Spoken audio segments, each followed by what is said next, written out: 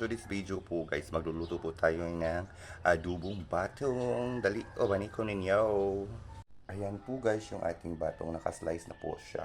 Ready to cook. Ayan po yung ating lamas, kamatis, tapos yung ating ahos at saka bombay.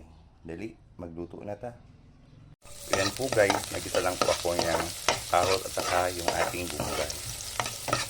Tapos pinunod na natin itong kamatis guys.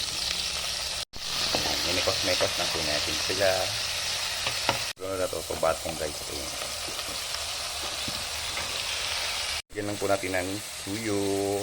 Tapos kaunting suka. Kasi kapag walang suka po guys, hindi po yan adobo, diba? Magic sarap. Ayan. Kaunting bitchin. Paghaluin lang po natin sila guys ha. Ayan.